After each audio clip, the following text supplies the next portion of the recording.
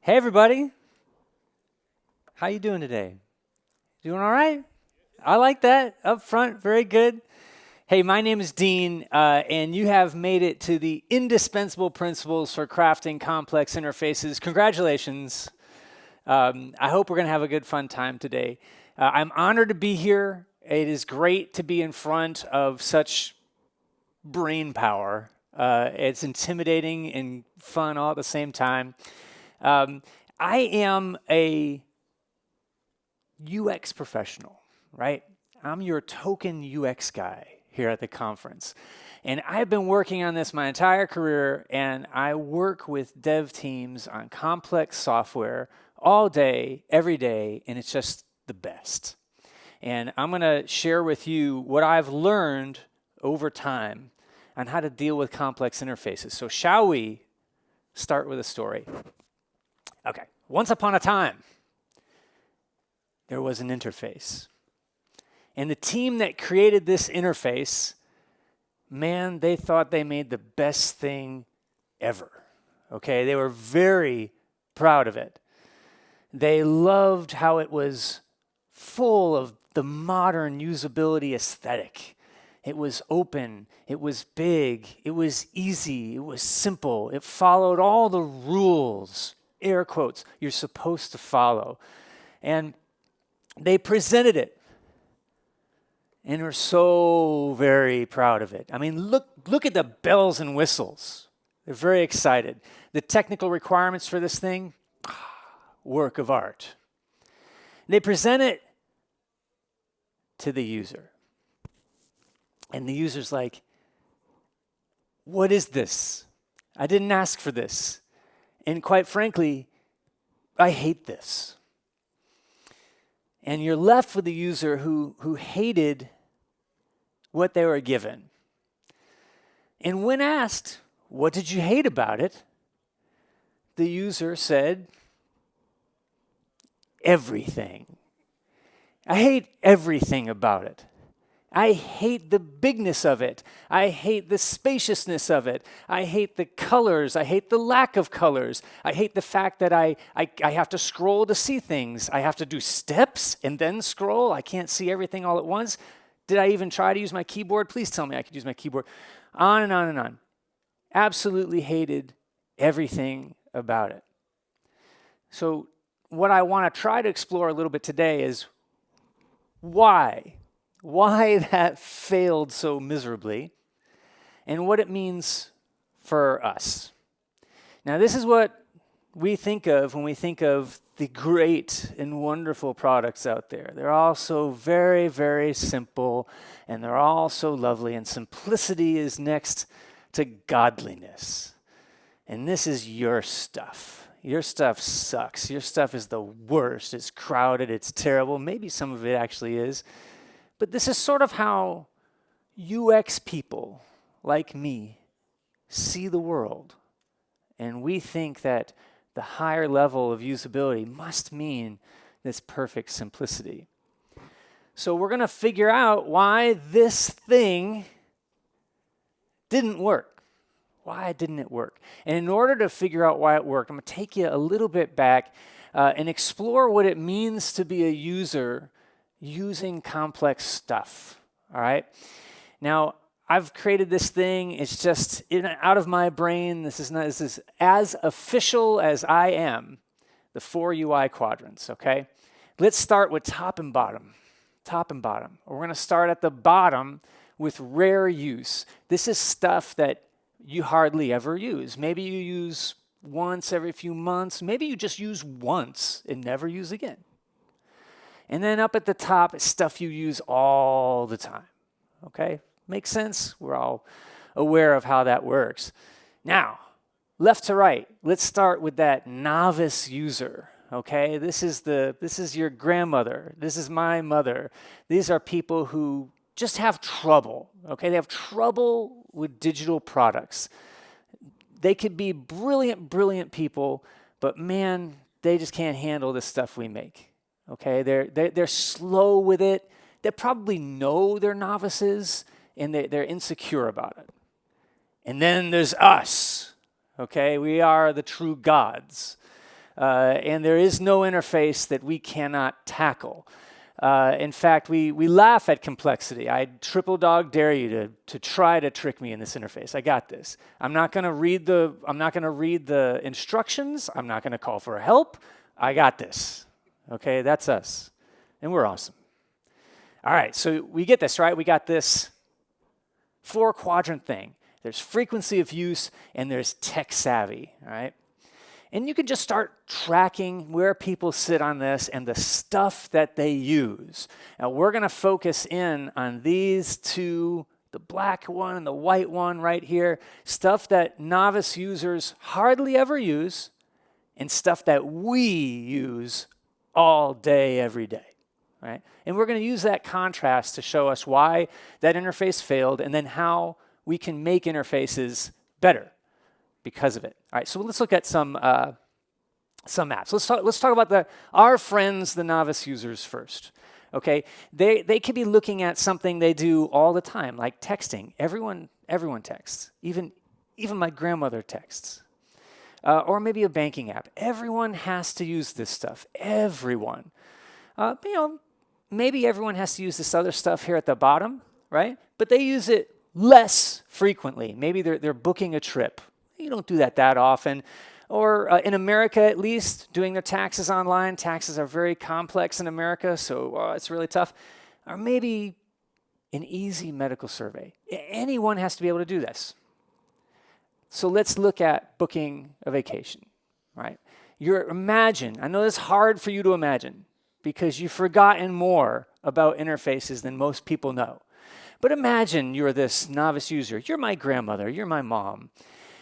When you look at interfaces like this, they are purposefully simple. They are not scary. They're easy. You got basically one thing to do. Just, where do you want to go? That's it. Nothing more. We're not going to scare people about this. And we use patterns like, well, here's a map. Even novice users understand, I'm looking at a map. I can probably drag this thing. Okay, I can zoom in. We're good. We're good. Don't go too much farther than that. We're going to look at pictures, and maybe we want to go to this place. That's it. No more. Here, we're just looking at a picture, and then you look at the next one. You got one thing to do. That's it. Very hard to mess up. When you look at mobile, same thing. There's usually like one, maybe two things to do, and they're very, very, very specific things. Easy, easy. Now, taxes in America, not easy, but everyone has to do them. So if you're going to make software for this, you need to understand that everyone, no matter who they are, might use this. It's got to be so easy, and it's a complex subject. So we just say, all right, we'll give you two choices, and they're pictures. Okay, they're very easy.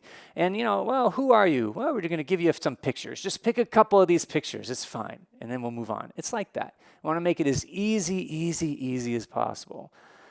Even on mobile, yeah, you can do your taxes on mobile. I wouldn't recommend it. But one thing at a time. Don't scare me. Imagine you just went to an appointment, doctor's appointment. And maybe it was physical therapy. They're working on your knee or something. And they fixed you. It's great. And they give you a little survey. And they hand you a tablet with a survey on it. They have to hand that tablet to anybody. A young child, an old person, someone who can't see or who has low vision or is colorblind or has motor control issues, right? And that survey's got to work for everyone. So now look how simple it gets. Can you find the start button? Can anyone locate it? Okay, I just want to be sure. All right, now one question at a time, big, huge answers. Look at that next button, man. You could fall down and hit your face and go next. But there is real science behind how this works, I promise you. And this is user tested with totally novice users, and they love it and they find it easy. There's reasons why buttons are huge and they're near the perimeter, which is the fastest, easiest, biggest thing to get to. There's all great reason behind it. It's super successful, but it's for novices. All right, and then we even say, hey, you did it, it's okay, you can stop. Okay, so Novice users, this is how they feel about things. They're scared, okay? And if you're designing something, you're developing something for novice users, this is what they feel. Am I doing it right? I don't want to look stupid and make a mistake. I'm not good at this. They basically want to feel like they did it. That wasn't so bad. I did it. I'm somebody, you know? And it's important to them. That's why interfaces for these folks are like what we saw. They're simple, they're direct, they use language for younger people. They're not sophisticated. There's limited things you can do. Make sense so far? So far, so good. Now, us, okay? But now we're going to take it a little further, okay? We're going to say us squared, okay? Expert users. These are people who use amazing stuff, internal apps, and they use it all day, every day.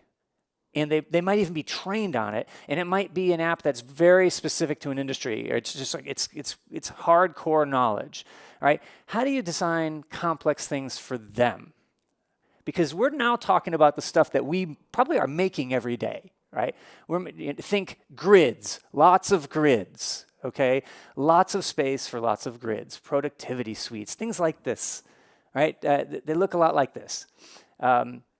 Lots of data, lots of stuff. Someone in marketing said, put a chart in there. And so they did. But it basically looks like this, okay? Complex stuff. Now, this is what we care about, and you can probably hear yourself say these things. Is this fast? Is it fast enough? Okay, does it do what I need it to do? Does it get in my way? Is it patronizing me? Is it using baby talk for me? I don't need that. I just need to understand what I need to understand. I need it to work, all right? We care about efficiency. Can I get my work done? Does it get in my way? Does it frustrate me? Whatever. This is what we care about. We want to be productive. And anything that we're using or that your expert users are using that hits on that productivity, they'll hate you for it. They'll hate you for it. They'll hate you to the North Star for it, okay? So this is why these interfaces, they are complex. They use tough language. They use, acronyms, and they use internal language, and they're dense, and they have lots of data, and you might even know all of your users. You might, there are 50 users for this thing, and I know them all, right? And they're trained on it. And this software, you could do anything with it. So I don't even know what you're going to try to do first or second. I just know you can do lots of stuff, right? You can think of the stuff that you're in all day, every day, is like this. You care about efficiency. And that's what these power users, expert users need. So we have a little bit of a problem because all these people out there who believe themselves to be great designers, all they hear every day, all day, is about the virtue of simplicity and openness and bigness. But that's the exact opposite of what expert users need in complex interfaces, right? So it's sort of this counterintuitive thing. It's like we want to design it a certain way because we believe it should go this way, but it's the incredibly wrong thing to do. And that's why this was so bad. This interface violated nearly every rule and every principle I just explained about expert users and their care about dealing with complex interfaces. No wonder this was hated. I mean, it was always hated. I do have personal knowledge of this because I made it. Okay. A long time ago, and I've learned my lesson. Okay. Now, but we have another problem, and this is where it will cut a little bit, or maybe you'll accept it for what it is. Most of the time in our development teams, we don't have UX resources or design, and sometimes we don't even have awesome dedicated front-end resources, let alone microcopy writers. And so we are going to make whatever we can the best we can, and maybe the car we design will be like this. It's completely functional, perfectly functional. And we choose this shell for it, right? Oftentimes on our teams, it's the developer who has the best eye, who gets to make something, or who cares the most, or just wants to try, right? And over the course of history, it's given us stuff like this. I mean, and this is like very common stuff. And some of the stuff I'm going to show you is old, and some of the stuff is not so old, and some of the stuff is currently in use, okay? And when developers make things, we are typically making things out of the box. And, I know people who look at this and say, what's wrong with it? It's great. It does everything I needed to do. I'm like, God, okay. All right. I know. It's really plain, so I'll add some color. That'll make it usable. And you know what? Icons. Yes. And now I've designed something. Maybe. The less said about this, the better. It's terrible. Okay. This is a real thing that's out there now. All right. This is an interface for novice users. Okay. Not for us. This is I'm from the United States in South Carolina, and if you want to plant something in your yard, you have to call 811, and someone will come out and they'll spray paint all these lines in your yard to show you where all the pipes are that you should not touch. And then, okay, you put your tree in, right? Well, you can also do it online, and I'm like, well, I'm not going to call anyone. So I go and I try to use this form. All you have to do is say, would you come out to my house and paint the lines? That's it. That's it. And then if you fail, you get this error message. Imagine my mom getting this error message. I can't even believe it. But that's the opposite problem. This is dev-led design for novice users that violates the rules the other way. Okay. So we have two problems we have to solve, and they're really tough problems. And we encounter them all day. Like I'm a consultant working with all sorts of different companies all the time, and we always encounter these two problems. One, modern approaches that people feel that are right for design, they don't work for complex UI. They just don't. All right, you have to unlearn all that stuff. But if they're not allowed to design it, and we let the development team design it, who isn't trained in UX, isn't trained in design skills, or maybe isn't even trained in dedicated front end, what do we get? So what do we do is the question. I can tell you that creating complex UI that tests well with users, that is beautiful, but also highly efficient and functional is totally possible. All right, this is an example. This is just one bit of one interface that would be spread over many monitors someone would be looking at. And they look at all day, every day. This was created, this was tested, this is loved, this is used, and people feel it's efficient. You can do it. And we're going to talk a little bit about what's so special about this, that this works where the other things don't quite work, if that makes sense, okay? And I'm hoping what this does will give you a bit of a desire to dive into this a little bit more, especially if you're the person who's kind of stuck having to do this and you don't have those other resources, and who else is going to do it, right? So you can lean on some of this. Okay, let's keep going. So this is complex UI done right, and this is what we're going to focus on a little bit. I'll give you several rules that you can follow. Now, complex UI is all about space, and that first interface used space very badly. So we're thinking we've got to get as much actionable, efficient things on the screen as possible, but in a way that that works beautifully. All right, it's harder than it sounds. So imagine you look at this field of stars, and when you look at things that are arranged like this, your brain automatically feels okay with it because it's arranged neatly, there's space around it, it feels right. Now, your expert user might look at this and say, what I want are more stars, lot more stars. And then his or her buddy next door would say, no, more. You could put little stars in between, and then I will finally be happy, right? And that's pretty true. So we want to conserve space. First rule, we need as much space as we can get. Okay, that's fine. All right, so it means our shell of any app, this is why the shells of apps you'll see today, a lot of people do this right, are small. Okay, they're very little. The shell meaning, the stuff that says, hey, this is what you're looking at, and maybe a little bit for nav. I would even say, better, smaller, smaller, smaller, smaller. Do we even need that bar? That would be my next question. Okay, we all want to have as much space in our interaction area. All right, this is this area in the middle. You want as much as possible here, as much horizontal space as you can get. All right, that's our first very basic rule. Okay, now. Expert users hate to do anything that slows them down. Scrolling slows most expert users down. In fact, most expert users probably have been using a legacy system or something like this, and they've got some keyboard skills. And they're probably navigating heavily by keyboard to avoid things like scrolling or to avoid dealing with interfaces that are long. So we're going to be really careful about that. This is another interface that someone created, maybe in this room right now. And the grid at the bottom was the star of the show. So did this design succeed?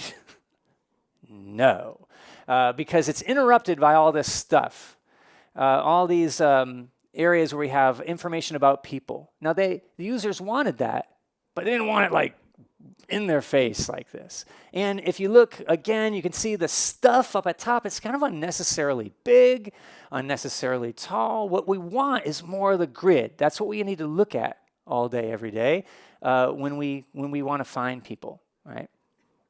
And so the grid should be the star of the show. And the way this design was fixed was we just simply, yeah, that was me. Okay, I did this one too. All right, we just simply took out that stuff, made the other stuff smaller, better. Instantly, our users like, now I could sleep at night. Now, data, when in any interface, needs to be scannable. You probably heard this, but what it really means is that at a glance, corner of your eye glance, in a nanosecond, you have to instantly understand everything you're looking at without thinking about it. That's what scanning means. Okay, so if you can't do that, there's a design problem with an interface. And with complex interfaces, this is particularly important because there's just so much stuff. Now, there's a lot of stuff here, all right? This is an example. But you should be able to look at this and say there's like 5 things on the screen, and each of them is named. That's enough. That's the at-a-glance power you need. But on a lot of those other interfaces I showed you that were complex interfaces, you couldn't do that. You'd have to look at it for a long time, dissecting what it is. And we can't have that, even when something is complex. So this is proof you can do something. You could make these grids even smaller, and I'll show you an example of that in a minute. Those icons. I would like to basically say that we, as development resources, probably shouldn't be authorized to use icons because we'll probably misuse them, but occasionally they're needed. I would just say hardly ever, hardly ever. Now, this interface this is from that same interface I've been showing you, right? There's a lot of things it's doing right here, and it just uses that calendar icon. Why is that icon okay? It's okay because it's a lot smaller than the word calendar. That is much bigger. We need to conserve space. And it's a standard. Everyone knows what this is, a date picker, okay? I purposefully picked something easy and non-controversial. It's a date picker. Everyone knows what it means. Certainly, we power users know what it means. Great. We're going to use it. We're allowed to use it. If something's become a standard, okay. Not a standard, not okay. All right?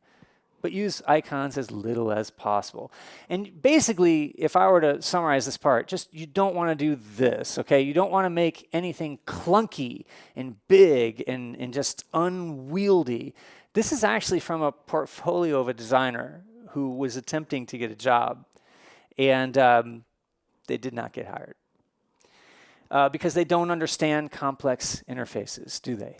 All right? In just a few minutes here, we totally understand the issues with complex interfaces. These things are big, they're clunky, it's hard to see what's what, it's hard to scan it, right? At a glance, you got nothing. It's wasting space. No, none of this works. It's not even using color properly. Okay, we'll get to that too. All right, easy. We're going to hide complexity whenever possible. That's another thing we have to do, right? And there's a lot of ways to do this. I'm just going to give you a couple real quick. First, an easy one. if you never have to use any kind of nav bar or left side bar, if you hardly ever have to use it, you should never default it to its biggest state. Right? In this case, for this app, this is a simple admin thing. People would hardly ever need to use these options on the left, so go away by default. Now we've got room to work. Okay, but it depends on what your users need. If those options were important all the time, hiding important options, you gotta be careful about that. But if they're unused or infrequently used, please hide them. Hide complexity. You can do this in forms. You probably designed incredibly complex forms with all this data, and they're huge, they're unwieldy. Whenever possible, hide complexity. In this case, simple as a radio button. If I choose yes, I don't need to see everything about this yet. Only if I choose it might reveal some added information that's important that I only need to see if I selected it. And if I deselect it, it goes away. That saves a ton of space in an interface. It's great. So if you look at this sort of ticket software, this is not awesome design, okay? But it's hiding complexity to the best of its capability, where, you know, if I look at one particular item, I can get detail about it, but I don't need to see all the detail. Not great design, but kind of heart's in the right place. And you sort of see how that works. You sort of go over something, and you could open up. This is why we open up modals, right? This is why we open up little bits. We're trying to hide complexity, right, to the best of our ability. That's all that is. And you could do something like teamwork, where this is also not a great design for reasons we'll see in a second. And you could sort of collapse that and get more room. Okay, all right. We're trying to hide things we don't need, get more real estate. Okay. If you want to see, there's a lot of stuff on grids. We could just done a whole talk on grids and a good time. You can go to this, it's like 2 to 3 minute read, really nice, and some good strategies for conserving space and hiding complexity on grids. Really great. I enjoyed this when I found it. Andrew's a smart guy. We do want to preserve detail, though, that matters, right? So if we look at our lovely grid, we're going to come back to our grid because it's all about grids, okay?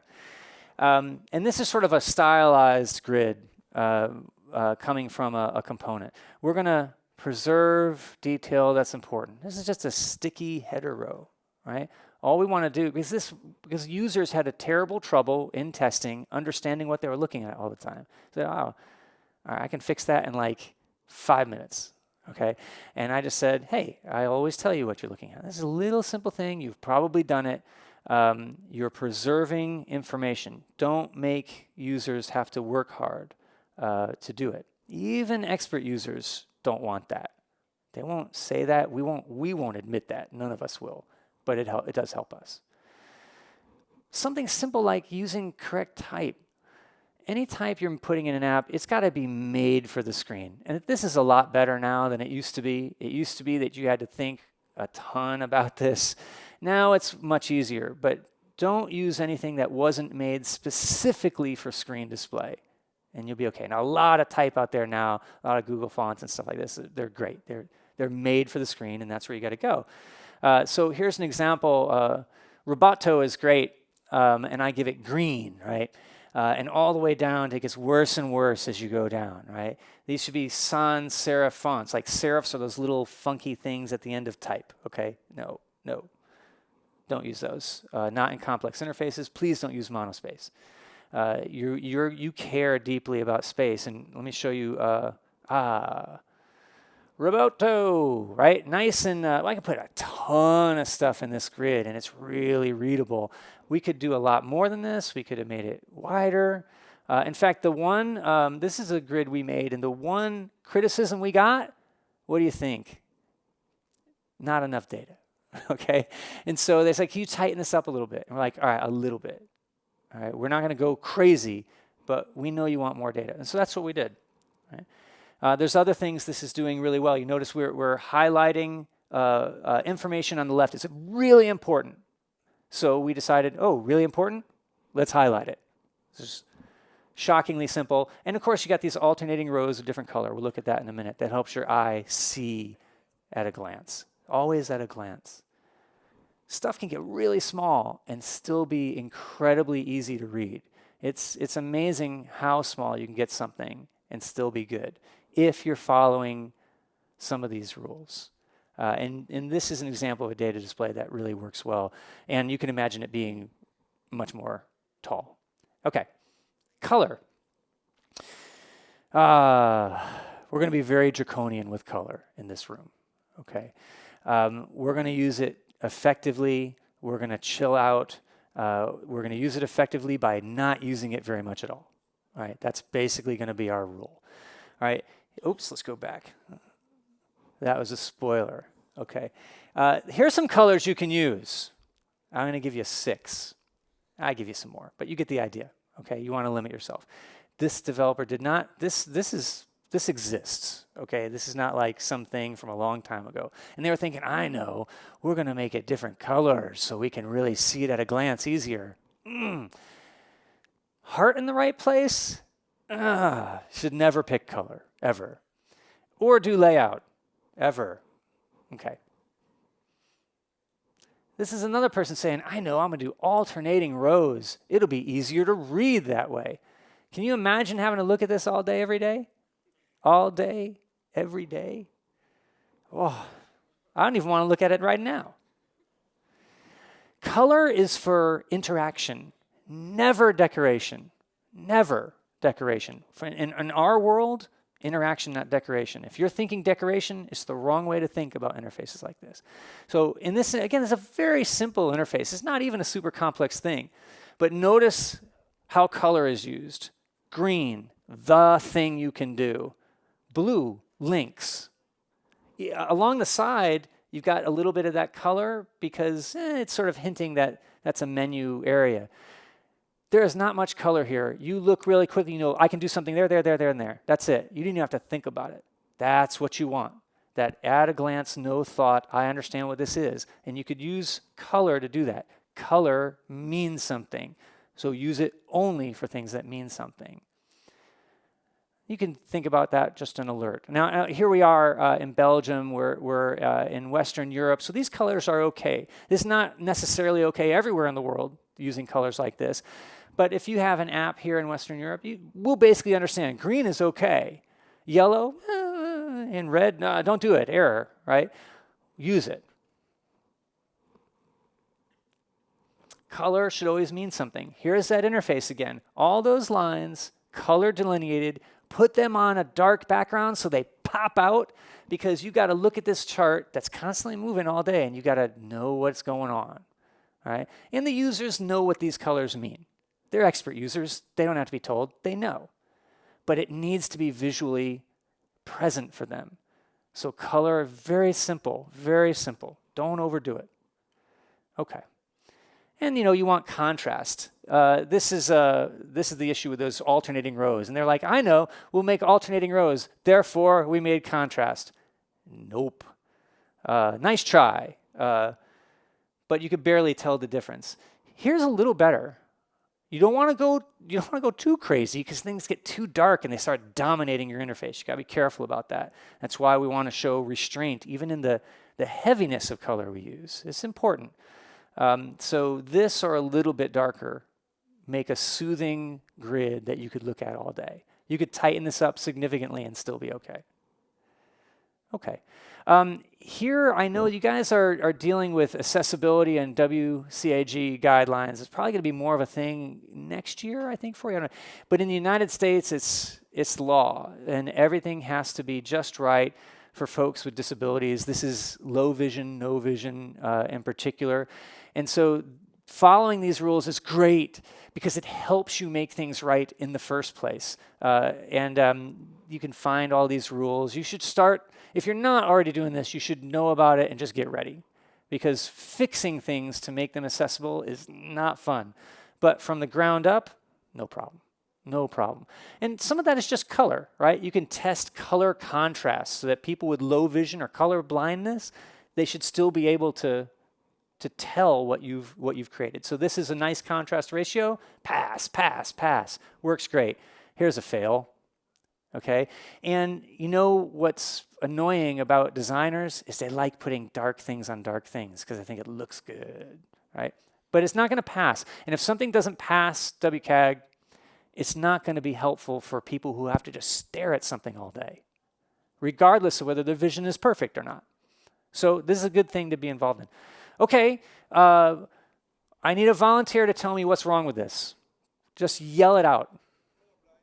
Yeah, right. If you're colorblind, you can't tell what's going on. Very good. You can't even read it, right?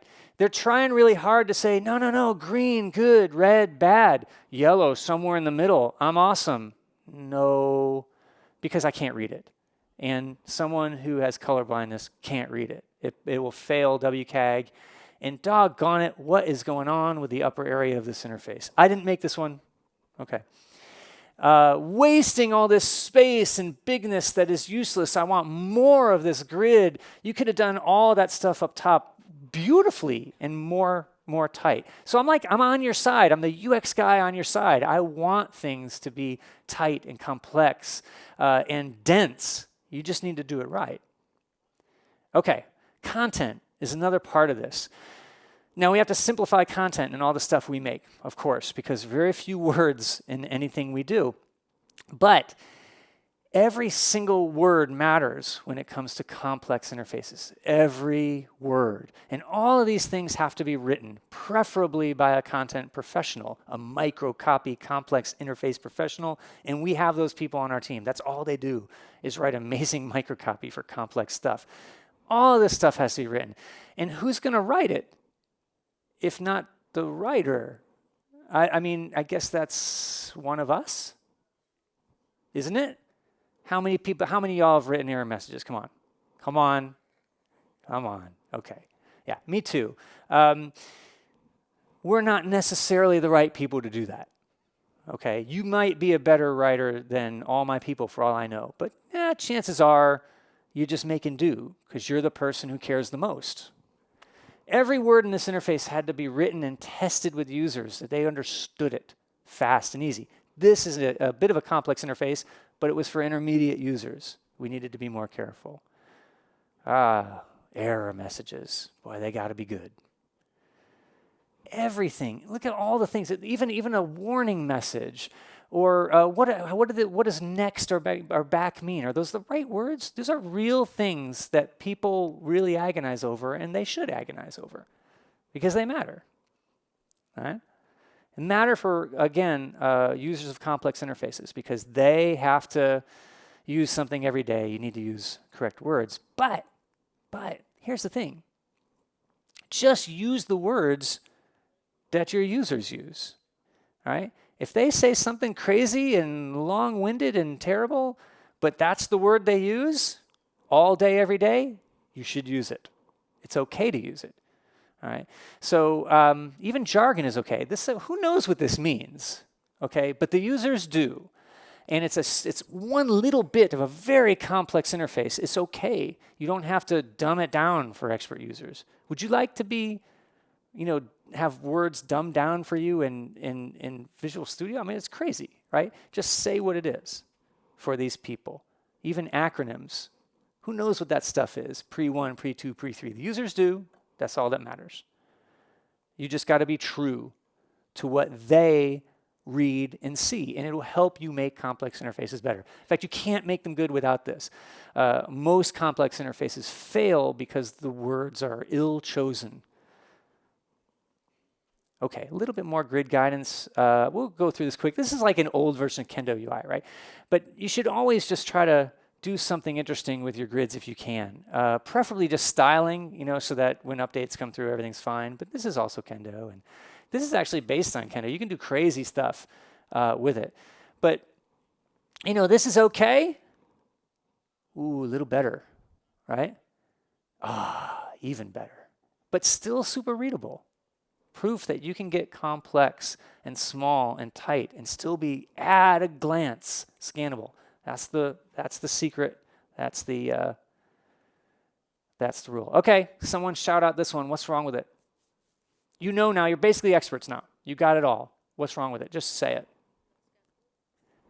It is definitely not scannable. I'll give you that. That is not scannable. What about all these magnifying glasses?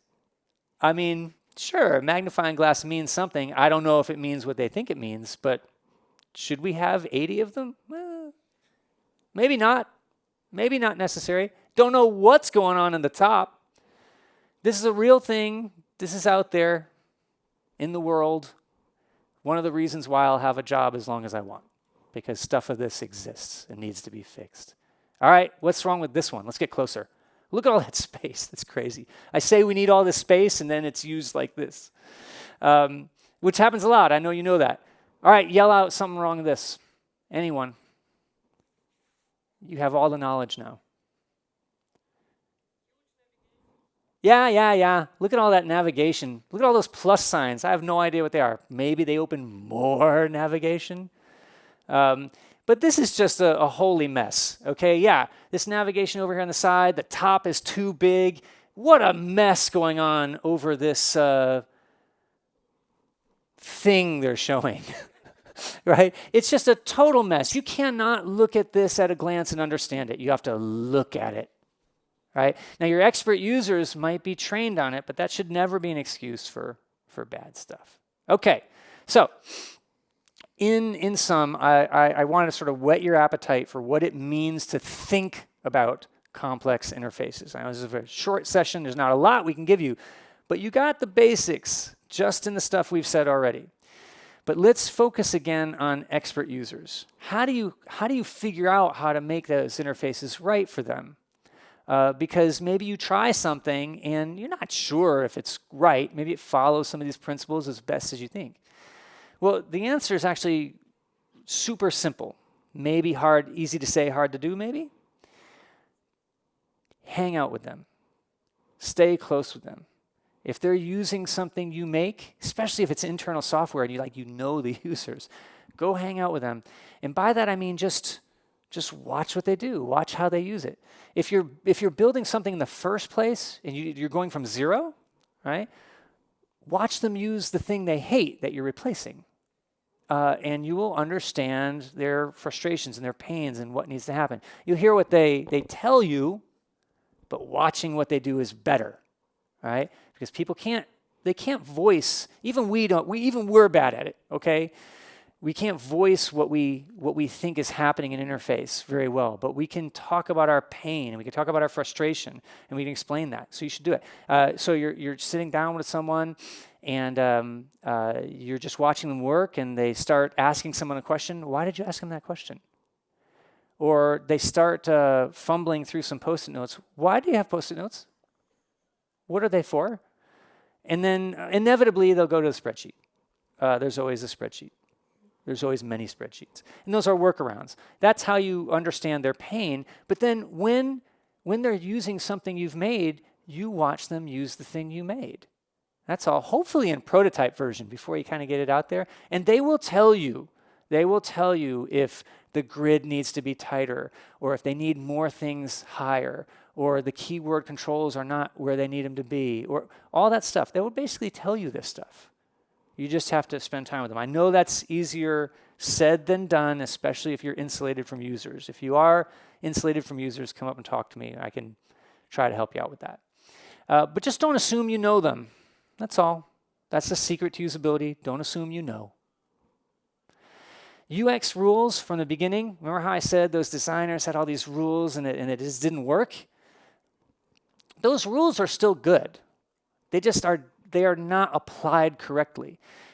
It is true that novice users need space and simplicity and ease and one path. That's all very true. Complex users, expert users don't need that, don't want that. So you have to pay attention to your user and apply the principle to the right user. Different purpose, same principles. We still need to scan that grid, and it still needs to be at a glance scannable. Remember, that's like a microsecond, and you have to know without thinking, okay? And that's true of a complex interface. It's true of the easy stuff for a medical survey. Different people. And you should be testing your work all the time. And I don't mean, testing for bugs and things like this. I'm talking about testing for use, for behavior. As much as possible, anytime you can, show things to your users test with them. If you have UX people in your organization, go find them, say, I want to do a user test. It'll be like you just gave them water in the desert, and they'll love you for it. So let's figure out how to do it. Right? And this will be the thing that tells you about your design, right? The principles first, the user testing will help you make something right. So even that interface I kept showing you that was obeying these principles, but for complex UI, right? And we showed you examples throughout here and there. You got the graph and all that, right? That was really tested a lot. We didn't assume we had it right. We looked at it and we're like, we think this is pretty good. But remember, I'm the guy who thought that first thing was good, right? So we're like, we're gonna bring it in front of users, and they did have things that we had to change because of it. Some of it was naming, some of it was spacing, right? But it wasn't that bad, and we were able to do that before it went into production and rock on, right? So you can do this stuff. It's tougher when you don't have those resources, but and I mean UX or design resources. It's tougher, but it's the world we live in. I understand. Okay, you got to test as much as possible. You could test a sketch. You could show someone a sketch, and they can give you feedback. I recommend it. Okay, and always as real data as you can get.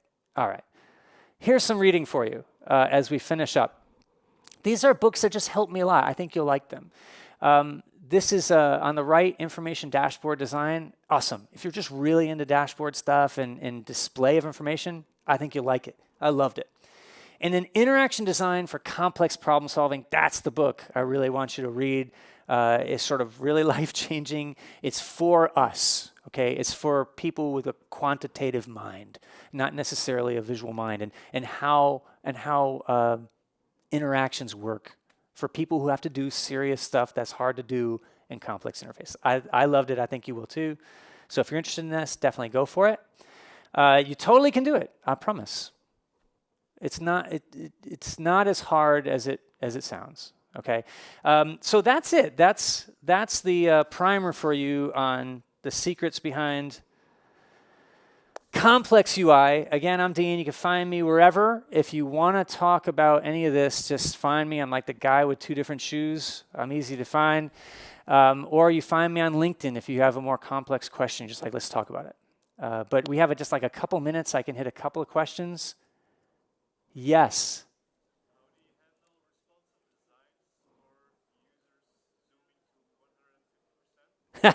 How do you handle responsive design or users zooming to 150%? Users are going to do whatever they want to do. Okay, that's our main problem with users. We can't control them.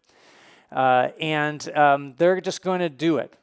Maybe they just want to see an interface bigger, sure. But some of the interfaces I've talked about, you could do that, I guess, but it's definitely going to hurt the experience. As far as, those folks are you're probably thinking of someone in particular, but with responsive and complex stuff, we almost never respond down to the phone. Too much. That now you're talking, it's a different form, it's a different interface. We usually, though, can get down to a tablet pretty good. And now that if you're on a tablet and you've got a little bit of ability to horizontal scroll easier, that's going to happen more. We're pretty good at that. And I would recommend if people need to be out in the field, you're going to have to think about that. Now, there's a lot of other performance issues and data issues and stuff you got to think about. But in terms of interface, you can get down to tablet. If people are just going to make something bigger, I can't help them as much as I'd like. I would. I don't want it. Horizontal scrolling is not great. But have you seen the grids some of y'all make? It's as wide as this room, and you're thinking, we can put some more data in there. So I understand that. Now we try when we're designing we try to create especially data grid structures that are not that wide. For a couple of reasons. We don't really want people to horizontal scroll, but we know in the case of apps like this, they're probably going to. And doggone it, someone, somewhere, somehow is going to add another column and going to add another tab. They just are going to. So we try to minimize those as much as possible, knowing that someone is going to make a bad choice and add more later, if that makes sense. But on a tablet, scrolling horizontal is like, they're going to get used to that. It's not perfect, but it's easier on a tablet. How we do? We're almost done here. I want to be sensitive to time. One more, and then I will just hang out, and we can just talk interfaces all day. Yeah. Oh, yeah. Yeah, I really should have talked about that. I would, whenever possible, you should be using a framework, and we do that all the time, starting from a baseline or an existing design system. I showed you Kendo UI a little bit. We've done a lot with that, customizing it, styling it, all that. The starting point is absolutely essential, yes. So, but I assume that as developers, we should be doing that anyway, as pretty much a given. But we tend to push them a little bit. We just don't want to push them so much that it's hard to update later. That's a bigger problem as well. Is that helpful at all? Yeah, I was more thinking about like a material design is very much, Yeah. for the simpler user interfaces. Yeah. Right. Right. Yeah, you kind of have to do something. Yes, material design for simple interfaces. Yeah, you starting somewhere, beautiful. Do start with that. Just bring it to your users. Don't assume that it's going to be perfect for them. It may or may not be. That's basically how I think about using patterns. Just use them, but think about your users as much as you can. The only other thing I'll add before we're done, if you have a question, I can't really see too well. People usually ask me, hey, Dean, what if I have novice users and expert users? Now what do I do? I would say you probably don't have that as much as you might think you do. But in internal apps, maybe it's an intranet or something like that, maybe you do. Maybe you do. I would say if you're in that position, you must design for the lowest common denominator. You have no choice. Okay, you can't just stomp on people who can't grasp this stuff. What you want to do, though, is make extra provisions for us.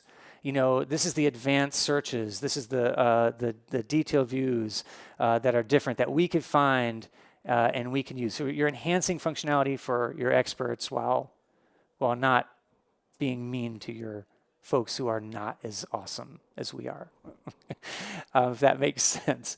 Okay, let's be sensitive to time. Let's declare victory here. And if you have some more questions, just come on up and we'll chat. Sound good? And thank you.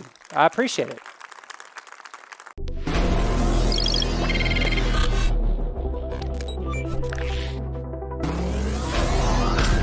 All systems are nominal. Initialize Genesis sequence.